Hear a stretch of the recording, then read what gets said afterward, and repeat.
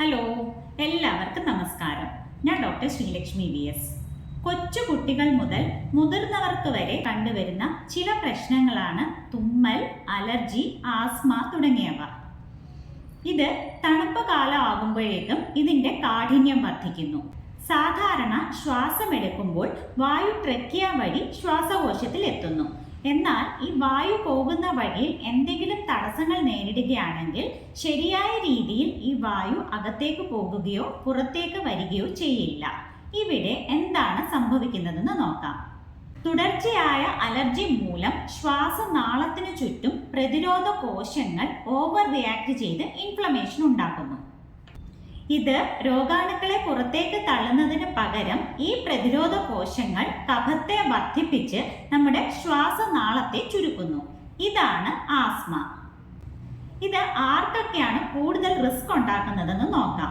അധികമായി പുക വലിക്കുന്നവർ, fresh air കിട്ടാത്തവർ, AC റൂമിൽ അടച്ചിട്ടിരിക്കുന്ന AC റൂമിൽ ഇരുന്ന് തുടർച്ചയായി വർക്ക് ചെയ്യുന്നവർ, അലർജി ഉള്ളവർ. ഇനി ഇതിന്റെ കാരണങ്ങൾ എന്തൊക്കെയാണെന്ന് നോക്കാം.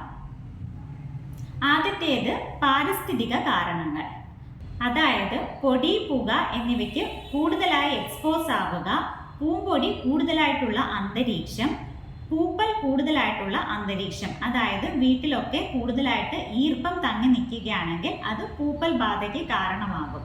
ഇത് നമുക്ക് അലർജി ഉണ്ടാക്കി ആസ്മ ഒക്കെ ഉണ്ടാക്കാനുള്ള ചാൻസസ് കൂടുതലാണ്.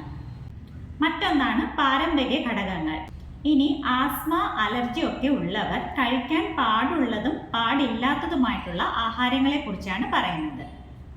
ചെറുപയർ, മുതിര, ബാർലി, മഞ്ഞൾ, ഇഞ്ചി, കുരുമുളക്, കരിഞ്ജീരകം, തുളസിയില, തേൻ എന്നിവ ആഹാരത്തിൽ ഉൾപ്പെടുത്താവുന്നതാണ്. ഇളം ചൂടുവെള്ളം കുടിക്കുക. ഇനി കഴിക്കാൻ പാടില്ലാത്തവ എന്തൊക്കെയാണെന്ന് നോക്കാം.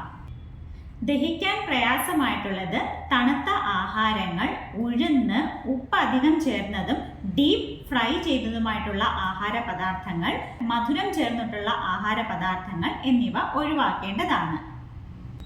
മലമൂത്രാദി വേഗങ്ങളെ പിടിച്ചു വെക്കാതിരിക്കുക. കായിക അധ്വാനം കൂടുതലായിട്ടുള്ള ജോലികൾ ഒഴിവാക്കുക. വീഡിയോ ഇഷ്ടമായാൽ മറ്റുള്ളവരുടെ അറിവിലേക്കായി ഷെയർ ചെയ്യുക. വീണ്ടും മറ്റൊരു വീഡിയോയിൽ കാണാം.